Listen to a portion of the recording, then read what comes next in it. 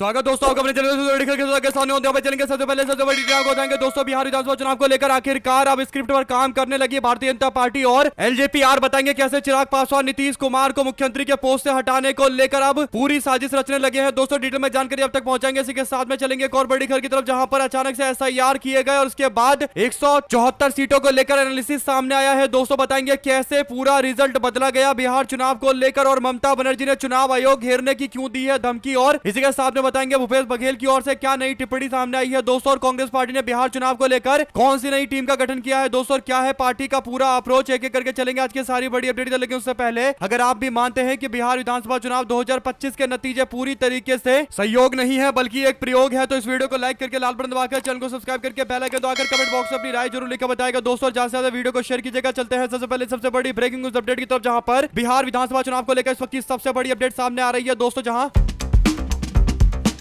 मुख्यमंत्री पोस्ट को लेकर लगातार लड़ाइयां शुरू हो चुकी है दोस्तों। चिराग पासवान को आगे करके भारतीय जनता पार्टी नीतीश कुमार के खिलाफ माहौल बनाने में लग गई है। सबसे पहले चिराग पासवान ने अपने जीते हुए विधायकों की बैठक की और इस बैठक में एक प्रेस कॉन्फ्रेंस का आयोजन किया जाता है दोस्तों। इस प्रेस कॉन्फ्रेंस के दौरान नीतीश कुमार के मुख्यमंत्री बनने को लेकर चिराग पासवान से सवाल पूछा जाता है, जिस पर चिराग कहते हैं कि मुख्यमंत्री कौन बनेगा ये मुझे नहीं पता, ये तो विधायक तय करेंगे कि कौन किसको मुख्यमंत्री बनाना चाहता है, यानी नीतीश कुमार क्या मुख्यमंत्री बनेंगे। इस सवाल का जवाब दे रहे हैं कि विधायक तय करेंगे कि किसको मुख्यमंत्री बनना है। साफ तौर पर खुद इस बात को स्वीकार नहीं कर रहे है कि नीतीश कुमार को ही अगला मुख्यमंत्री बनना चाहिए। कुल मिलाकर नीतीश कुमार के खिलाफ माहौल बनाने की तैयारी शुरू हो गई है दोस्तों। जो पूरी स्क्रिप्ट तैयार की गई है उसके अनुसार पहले चिराग पासवान नीतीश कुमार को मुख्यमंत्री मानने से मना करेंगे और पार्टी के विधायकों से ऐसा बोलने के लिए बोलेंगे, और इसके बाद भारतीय जनता पार्टी नीतीश कुमार, हम पार्टी और उपेंद्र कुशवाहा को बोलेगी कि क्योंकि चिराग पासवान इस बात से इत्तेफाक नहीं रखते कि मुख्यमंत्री एक बार फिर से नीतीश कुमार को बनना चाहिए, इसका मतलब कुछ तो बदलना पड़ेगा, और बदलने का मतलब दूसरे नंबर पर केवल एक विकल्प है, वो भारतीय जनता पार्टी का मुख्यमंत्री है दोस्तों। वैसे भी बीजेपी की सबसे ज्यादा सीटें हैं तो कहीं ना कहीं दावेदारी भाजपा की ही होती है, और ऐसे में तैयारी भारतीय जनता पार्टी ने चिराग पासवान के माध्यम से की है और चिराग के पास 19 विधायकों का समर्थन है, तो अच्छा मौका है बीजेपी के पास पूरी तरीके से नीतीश कुमार को नीचे गिराकर खुद का मुख्यमंत्री बनाने का। दो शब्द जरूर लिखकर बताएगा दोस्तों। ज्यादा से ज्यादा वीडियो को शेयर कीजिएगा। चलते हैं एक और अपडेट की तरफ, जहां पर महागठबंधन की पार्टियों ने भी अब धीरे धीरे करके नीतीश कुमार को ऑफर देना शुरू कर दिया है दोस्तों। सबसे बड़ा ऑफर AIMIM की ओर से दिया गया कि अगर नीतीश कुमार साथ में गठबंधन बनाते हैं तो वो समर्थन देने को तैयार है। इसके शर्त में केवल कुछ मंत्री का पोस्ट मांगा जा रहा है। ऐसे में दोस्तों देखना होगा कि क्या नीतीश कुमार भारतीय जनता पार्टी और एनडीए गठबंधन में बीजेपी के खिलाफ लड़ाई लड़ने के लिए तैयार है, या भारतीय जनता पार्टी के द्वारा धीरे धीरे करके जो जनता दल यूनाइटेड को निपटाने की कोशिश की जाएगी। तो क्या नीतीश कुमार चुप बैठेंगे या फिर पुराना रुख अपनाते हुए महागठबंधन की ओर रुख करेंगे। अगर आप भी मानते हैं कि नीतीश कुमार के पास कोई विकल्प नहीं है, उनको महागठबंधन के साथ में आना ही पड़ेगा और RJD AIMIM कांग्रेस पार्टी को साथ में लेकर सरकार बनानी पड़ेगी, तो अपनी राय जरूर लिखकर बताएगा। ज्यादा से ज्यादा वीडियो को शेयर कीजिएगा। चलते हैं एक और बड़ी अपडेट की तरफ दोस्तों, जहां पर अचानक से बिहार चुनाव से एक महीने पहले SIR करवाया जाता है। 65 लाख लोगों के नाम काट दिए जाते हैं दोस्तों। ऐसे में अब बिहार चुनाव के नतीजे सामने आने के बाद इसे लेकर जोरदार तरीके से एनालिसिस किया गया, तो कई सारी रिपोर्ट ये बताती है कि कहीं ना कहीं एक बड़ा खेल खेला गया पूरे बिहार के अंदर दोस्तों। एक रिपोर्ट छपी है क्विंट में। इस रिपोर्ट में दावा किया गया है कि 174 ऐसी सीटें थी जहां पर जो जीत का मार्जिन था, यानी जो जीत का अंतर था, वो SIR में काटे गए वोटों के अंतर से कम था। यानी जितने ज्यादा वोट एक विधानसभा में काटे गए थे उससे कम अंतर पर 174 सीटों पर निर्णय हो गया, जिसमें से 91 सीटें इधर से उधर हुई है, और इसमें 75% सीटें ऐसी है, 95 में से टोटल 75 सीटें ऐसी है जो एनडीए गठबंधन के खाते में गई है, यानी महागठबंधन की सीटें एनडीए के खाते में गई है। महागठबंधन को केवल 15 सीटों का फायदा मिला है और एक छोटी पार्टी को एक सीट मिली है दोस्तों। तो अगर आप देखेंगे तो 2020 में महागठबंधन ने 91 में से 71 जिन सीटों पर चुनाव जीता था, 2025 में वे सीटें घटकर 15 रह गई है, और एनडीए गठबंधन जो पहले 14 के आंकड़े पर हुआ करता था, इन टोटल 91 सीटों पर वो बढ़कर अब 75 हो गया है। यानी यूं कहिए कि महागठबंधन ने अच्छा खासा नुकसान झेला है दोस्तों। 75 सीटों का फायदा एनडीए गठबंधन को SIR में मिल रहा है। इस पूरे मामले पर द क्विंट की ओर से और भी रिपोर्ट दी गई है, डिटेल में जानकारी दी गई है। कुल मिलाकर दोस्तों अब जो आंकड़े सामने आ रहे हैं, और आंकड़े तो कम से कम झूठ नहीं बोलते हैं, तो फिर अब भाजपा वाले और खासकर जो चुनाव आयोग के लोग हैं दोस्तों, उनको इन आंकड़ों का जवाब देना पड़ेगा। दो शब्द जरूर लिखकर बताइएगा। चलते हैं एक और बड़ी अपडेट की तरफ, जहां पर ममता बनर्जी ने अब बीजेपी और चुनाव आयोग के लिए एक धमकी जारी की है दोस्तों। दरअसल खबर यह है कि बिहार में एसआईआर होने के बाद से चुनाव का परिणाम पूरी तरीके से बदल गया। दोस्तों इस बात को लेकर ममता बनर्जी ने नाराजगी जताई है। ममता बनर्जी ने बिहार का उदाहरण देते हुए चुनाव आयोग को सीधी चुनौती देते हुए कहा कि चुनाव आयोग ने बंगाल में अगर ऐसा किया तो हम लोग पूरी तरीके से घेराव करेंगे। ममता बनर्जी ने उग्र रूप दिखाते हुए स्पष्ट तौर पर कह दिया कि बंगाल में अगर ऐसा किया गया तो फिर बंगाल में उग्र रूप देखने को मिलेगा और बंगाल में चुनाव की मीटिंग कर रही थी। इस दौरान उन्होंने चुनाव आयोग को भी साफ शब्दों में यह बता दिया है कि बंगाल में बिहार जैसी योजना नहीं चलेगी, यहां पर पुरजोर तरीके से विरोध किया जाएगा। कुल मिलाकर दोस्तों नरेंद्र मोदी और अमित शाह कह चुके हैं कि बिहार के बाद उनका टारगेट बंगाल है और बंगाल में भी एसआईआर करवाया जा रहा है। लेकिन जो मूल अंतर है बंगाल और बिहार में दोस्तों वो ये कि बिहार के अंदर चुनाव घोषणा के 1 महीने पहले ही एसआईआर करवाई गई दोस्तों, जबकि बंगाल में 8 महीने पहले करवाई जा रही है, जिसे लेकर ममता बनर्जी सरकार ने मंजूरी जरूर दे दी। लेकिन ममता बनर्जी सरकार इस मामले को लेकर एकदम तत्परता दिखा रही है। ऐसे में अगर आप भी मानते हैं कि बंगाल के अंदर ममता बनर्जी कभी भी एसआईआर के माध्यम से वोटों की हेराफेरी नहीं होने देंगी और ममता बनर्जी कहीं ना कहीं एग्रेसिव तरीके से इस मामले पर डील करेंगे, तो 2 शब्द जरूर लिखकर बताइएगा। दोस्तों अगर आप भी मानते हैं कि एसआईआर के कारण ही पूरे बिहार का चुनावी समीकरण पलटा है और विपक्ष के लोगों को इसे लेकर और भी ज्यादा सबूत जुटाकर कई सारे मजबूत सबूत के साथ में सामने आना चाहिए और चुनाव आयोग के एसआईआर को एक्सपोज करना चाहिए, लिखकर जरूर बताएगा। चलते हैं एक और बड़ी अपडेट की तरफ, जिसमें छत्तीसगढ़ के पूर्व मुख्यमंत्री भूपेश बघेल बोले, कहा चोरों की उपलब्धि की कितनी चर्चा करें, महाराष्ट्र के बाद बिहार में सहयोगी दल के साथ चुनाव लड़कर बीजेपी का स्ट्राइक रेट असंभव सा रहा है। महाराष्ट्र में बीजेपी ने 149 सीटों पर लड़ा था और 132 प्राप्त कर ली थी। 88% का इनका स्ट्राइक रेट रहा था। इसी तरीके से बिहार में 101 लड़े और 89 सीटें हासिल कर ली। यहाँ पर भी 88% के आसपास का इनका स्ट्राइक रेट था। भारतीय चुनाव प्रक्रिया में जीत की यह दर असंभव जैसी स्थिति है और ये हम सभी लोगों को आश्चर्यचकित करती है। इसलिए नहीं क्योंकि हमारे नेता राहुल गांधी ने वोट चोरी के मुद्दे को जनता के बीच में जोर शोर से उठाया है, बल्कि इसलिए क्योंकि वोट चोरी करके हासिल हुई इस उपलब्धि की कैसे कैसे तारीफ की जा रही है। यानी गोदी मीडिया में सुबह से बैठकर शाम तक केवल मोदी मोदी किया जा रहा है। दोस्तों कोई भी गोदी वाला ये चेक करने को तैयार नहीं है कि एसआईआर का क्या प्रभाव पड़ा है पूरे बिहार चुनाव में। अगर आप भी मानते हैं दोस्तों कि पहले कांड करो, उसके बाद मीडिया के माध्यम से उसे कॉमन सेंस बना दो, चर्चा कर करके ये साबित कर दो कि कहीं ना कहीं नरेंद्र मोदी की लोकप्रियता के कारण ये जीत मिली है, ताकि जनता ये भूल जाए कि एसआईआर जैसी प्रक्रिया केवल 1 महीने पहले की गई और 65 लाख लोगों के नाम उड़ा दिए गए। अगर आप भी मानते हैं कि कहीं ना कहीं ये सब लोग मिलकर एक तरीके से माहौल बनाने की कोशिश कर रहे हैं और भूपेश बघेल एकदम सही बोल रहे हैं, तो अपनी राय जरूर लिखकर बताएगा। दोस्तों चलते हैं एक और बड़ी अपडेट की तरफ, जहां पर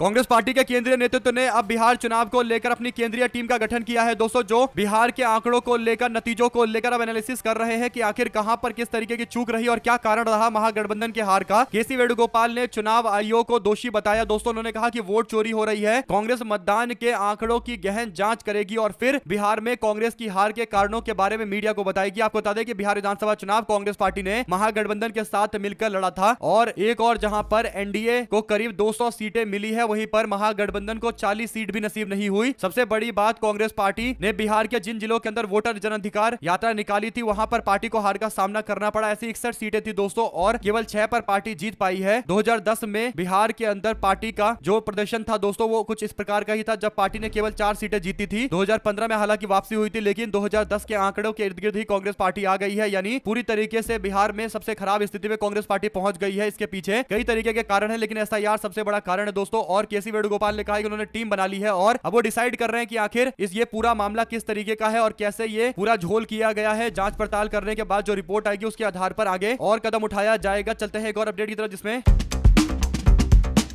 एसआईआर के कारण चुनाव के समीकरण को पलटने के साथ साथ 10-10 हजार रुपए देकर महिलाओं से वोट खरीदने का मामला तो सबसे बड़ा कारण है महागठबंधन की हार का। इसके साथ में दोस्तों अब महागठबंधन में कुछ ऐसी सीटें गलत तरीके से बांटी गई, जिसे लेकर पार्टी के अंदर अंदरूनी विवाद अब खुलकर सबके सामने आ गया है। लालू यादव की छोटी बेटी रोहिणी आचार्य ने ऐलान किया है कि वो राजनीति छोड़ रही हैं और अपने परिवार से नाता तोड़ रही हैं। संजय यादव और रमीज ने मुझे ये करने को कहा, मैं सारा दोष अपने ऊपर ले रही हूँ। यानी तेजस्वी यादव के राजनीतिक सलाहकार जो हरियाणा से आते हैं, राज्यसभा के सांसद है संजय यादव, उनको लेकर आरजेडी के अंदर जोरदार तरीके का विरोध देखने को मिल रहा है। दोस्तों पार्टी के जो कार्यकर्ता है उन्होंने कहा है कि संजय यादव ने बर्बाद करके रख दिया है राष्ट्रीय जनता दल को। कई सारी टिकटें ऐसे बांटी गई जो साफ तौर पर कोई भी अगर बच्चा बांटता तो वो उस व्यक्ति को टिकट देता जो जीतने की संभावना जिसकी सबसे ज्यादा थी, लेकिन इसके बावजूद ऐसे टिकट बांटे गए जो हार का बड़ा कारण बना राष्ट्रीय जनता दल के लिए। साथ साथ दोस्तों पीएमसीएच, डीएमसीएच जैसे बड़े बड़े हजारों छोटे अस्पताल में व्यवस्था को ताखा पर रखकर हजारों मां की गोद को सूना कर दिया गया। स्वास्थ्य मंत्री मंगल पांडे पांडे को लेकर एक बात जो बिहार के चुनावी गलियारे में या फिर वैसे भी बातचीत में सुनाई देता था कि मंगल पांडे तो चुनाव हारेंगे चाहे कहीं से लड़े, पूरे बिहार में इनके जीतने की संभावना नहीं है। लेकिन इसके बावजूद दोस्तों ये इस बार सिवान से मैदान में उतरे और फिर भी जनता ने इनको 9370 वोटों से जिता दिया। इस पर अब लोगों ने सोशल मीडिया पर बोला कि पीएमसीएच, डीएमसीएच जैसे बड़े और हजारों छोटे अस्पताल में स्वास्थ्य व्यवस्था को ताखा पर रखकर हजारों मां के गोद को सूना करके स्वास्थ्य मंत्री मंगल पांडे 9000 वोटों से जीतकर जनता के मुंह पर तमाचा मारते नजर आए। यानी दोस्तों ऐसे ऐसे लोग चुनाव जीते हैं जिसकी कल्पना भी कोई नहीं कर रहा था। अगर आप भी मानते हैं कि ये जो सत्ता विरोधी लहर एक होनी चाहिए, कॉमन सेंस होता है दोस्तों, इतने साल तक अगर किसी की सरकार हो तो सत्ता विरोधी लहर होती है, लेकिन इसके बावजूद ऐसा लग रहा था कि मानो चुनाव में सत्ता समर्थित लहर चल रही है। और आप लोग जानते हैं कि सत्ता समर्थित लहर कैसे चलवाई गई होगी, लिखकर जरूर बताएगा। चलते हैं एक और बिग न्यूज अपडेट की तरफ दोस्तों, जहां पर टिकट बंटवारे में एक और बड़ा झोल पकड़ा गया।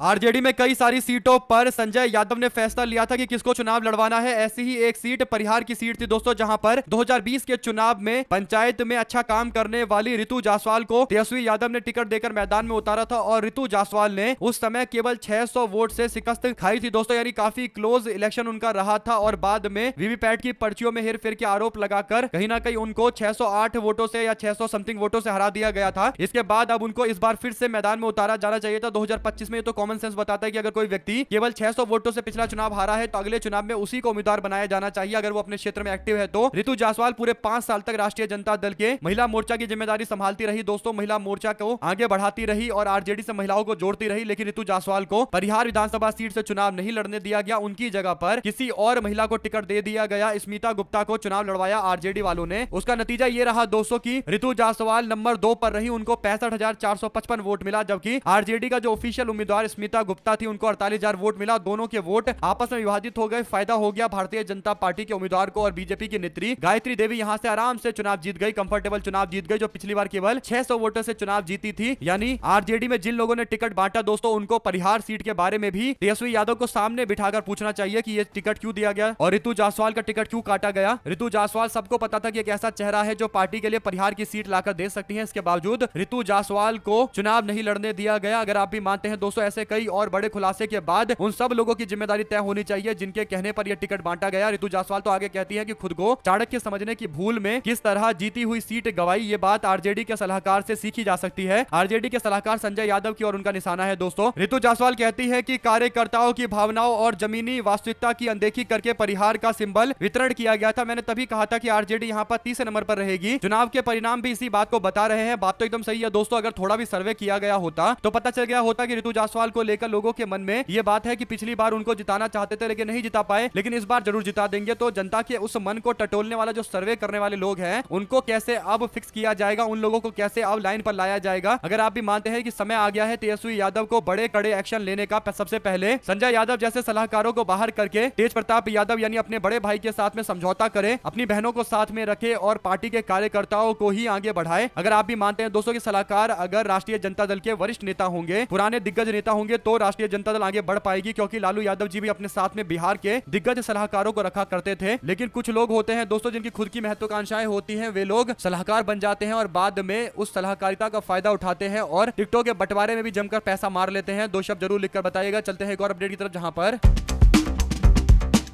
बिहार के चुनाव के नतीजे के बाद भारतीय जनता पार्टी के कटिहार के नेताओं ने एक बड़ी कार्रवाई की है दोस्तों। पार्टी ने कटिहार के एमएलसी अशोक अग्रवाल और उनकी पत्नी व कटिहार की मेयर उषा अग्रवाल के खिलाफ निलंबन का आदेश जारी किया है दोस्तों। उन पर बिहार विधानसभा चुनाव में पार्टी विरोधी गतिविधि में शामिल होने का आरोप लगाया गया। बीजेपी के द्वारा जारी निलंबन पत्र में कहा गया कि उनकी गतिविधियां पार्टी विरोधी थी और अनुशासनहीनता के दायरे में आती है, जिससे पार्टी को भारी नुकसान हुआ है और उन्हें तत्काल प्रभाव से निलंबित किया जाता है। दरअसल हुआ ये दोस्तों की एमएलसी अशोक अग्रवाल और मेयर उषा अग्रवाल के बेटे को इस बार वीआईपी ने टिकट देकर मैदान में उतारा था। सौरभ अग्रवाल महागठबंधन के टिकट पर चुनाव लड़ रहे थे कटिहार सदर से, तो उनका बेटा अगर चुनाव लड़ रहा है तो प्रचार करने के लिए बीजेपी के एमएलसी यानी अशोक अग्रवाल और मेयर उषा अग्रवाल तो आती ही आती, तो उन्होंने अपने बेटे का साथ देने का फैसला लिया। तो बाद में अब भारतीय जनता पार्टी ने इनको पार्टी से बाहर का रास्ता दिखाया है, 6 साल के लिए निलंबित कर दिया है। पार्टी के अनुशासन के हीनता का मामला दर्ज किया गया है दोस्तों। ऐसे में सवाल ये खड़ा होता है कि क्या राष्ट्रीय जनता दल महागठबंधन भी इस तरीके के एक्शन लेना शुरू करेगा या फिर से मामले को टाला जाएगा। अगर आप भी मानते हैं कि भाजपा से कुछ अच्छी चीजें तो सीखनी चाहिए, चुनाव जीतने के बावजूद भारतीय जनता पार्टी ने अगले दिन से काम करना शुरू कर दिया। जितने भी बागी हैं उन सबको बाहर का रास्ता दिखाना शुरू कर दिया और यही होना चाहिए। पहले दिन से ही चुनाव जीते या हारे, संगठन के काम लगातार चलते रहने चाहिए। तो लिखकर जरूर बताएगा। इसीलिए चलते हैं एक और बड़ी अपडेट की तरफ दोस्तों, जिसमें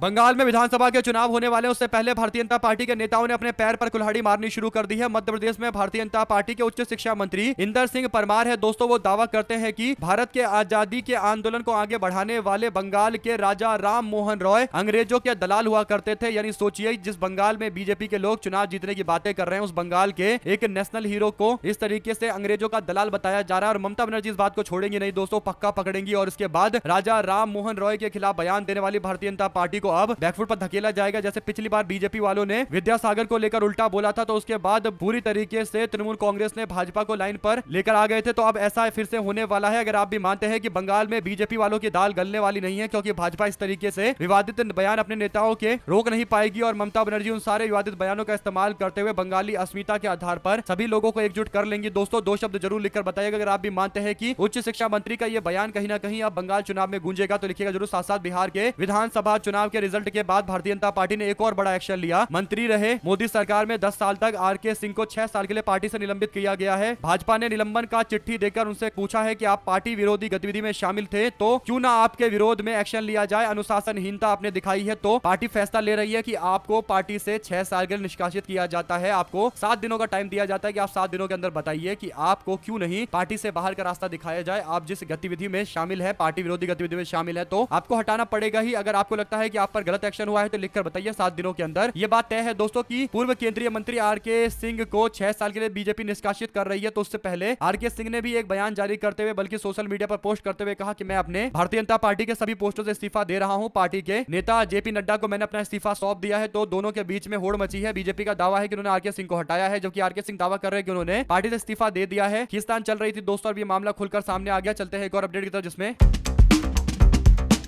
बिहार के विधानसभा चुनाव के दरमियान अगर सबसे ज्यादा चर्चा किसी को लेकर थी दोस्तों, तो प्रशांत किशोर को लेकर थी। जिस तरीके का माहौल बनाया गया था प्रशांत किशोर की रैलियों को लेकर सोशल मीडिया के माध्यम से, उस माहौल पर अब कहीं ना कहीं जनता ने ताला लगा दिया। और जब नतीजे सामने आए तो प्रशांत किशोर की पार्टी दूर दूर तक कहीं नजर नहीं आए दोस्तों। 2% 3% वोट में आकर सिमट गए। ऐसे में सवाल ये उठता है कि क्या जनसुराज पार्टी यहां से और आगे बढ़ेगी, या फिर जनसुराज पार्टी अपना बोरिया बिस्तर बांधकर बिहार की राजनीति छोड़कर अलग अलग दूसरे राज्यों में घूमेगी। दोस्तों, क्या प्रशांत किशोर बिहार की राजनीति को छोड़ देंगे और बंगाल समेत अन्य राज्यों में जाकर अपना पुराना काम करेंगे? क्योंकि उनकी पार्टी की जो लॉन्चिंग होनी चाहिए थी, कम से कम 20% वोट शेयर मिलता तो लगता कि वो अपनी पार्टी को एक मजबूत स्थिति में लाने में सफल हो रहे हैं। लेकिन 2% 3% वोट शेयर मिला है, तो इसका मतलब तमाम तरीके के हवाबाजी के बावजूद जनसुराज पार्टी लोगों के बीच में कनेक्ट नहीं कर पाई दोस्तों। और अब जनसुराज पार्टी के नेता मनोज भारती कहते हैं कि जनता का फैसला सिर झुकाकर स्वीकार किया जाता है, क्योंकि जनसुराज का हमेशा से मानना है कि जन बल के आगे कोई बल नहीं होता। हम हारे जरूर है, लेकिन हमारी हिम्मत नहीं हारी है और ना ही कभी हारने देंगे। इस तरीके के बिहार के बदलाव के लिए पूरी तरीके से हम लोग संकल्पित है। उन्होंने आगे कहा कि यह सिर्फ नतीजों का नहीं, हमारे कार्यकर्ताओं की मेहनत, त्याग और समर्पण का भी दिन है। इसके साथ ही उन्होंने कहा कि दिन रात लगाकर जिस ईमानदारी से हम लोगों ने लड़ाई लड़ी, वही हमारी असली ताकत है। इसलिए अगले 5 साल तक हम लोग मेहनत करने को तैयार हैं। आप सबकी ताकत के साथ मिलकर आगे बढ़ेंगे। ये सफर लंबा है, इसे हम सब मिलकर एक एक कदम आगे बढ़कर पूरा करेंगे। लड़ाई अभी खत्म नहीं हुई है, बस अगला दौर शुरू हो रहा है। जनसुराज चैप्टर 2 शुरू कर दिया गया है। जब पहले ही चैप्टर में समर्थन नहीं मिला जनता का, तो अब दूसरा चैप्टर शुरू करके क्या मिलेगा? कुल मिलाकर दोस्तों, जो प्रशांत किशोर सोच रहे होंगे कि वो जनता की नब्ज पकड़ लेंगे, क्योंकि 2015 में उन्होंने लालू यादव और नीतीश कुमार की मदद की थी, लेकिन उस समय लालू यादव का खुद का करिश्मा था, नीतीश कुमार का खुद का सुशासन बाबू की छवि थी दोस्तों। लेकिन एक प्रोडक्ट को बेचना और एक प्रोडक्ट को बनाने में जमीन आसमान का अंतर होता है। प्रशांत किशोर किसी प्रोडक्ट को अच्छे तरीके से बेच सकते हैं, यानी अगर कोई नेता पॉपुलर है तो उसको और ज्यादा पॉपुलर बनाकर अच्छे से दुनिया के सामने दिखा सकते हैं, जिससे उस व्यक्ति की जीत हो सकती है। लेकिन प्रशांत किशोर खुद कोई प्रोडक्ट नहीं बना सकते, ये बात स्पष्ट हो गई है दोस्तों। 2 शब्द जरूर लिखकर बताइए अगर आप भी मानते हैं कि प्रशांत किशोर को एनालिसिस करनी चाहिए, उनको अपनी पार्टी को भंग करके अब कहीं और रास्ता देखना चाहिए। इसी के साथ में बिहार को लेकर कांग्रेस ने भी बड़ा सवाल पूछा। कांग्रेस कहती है कि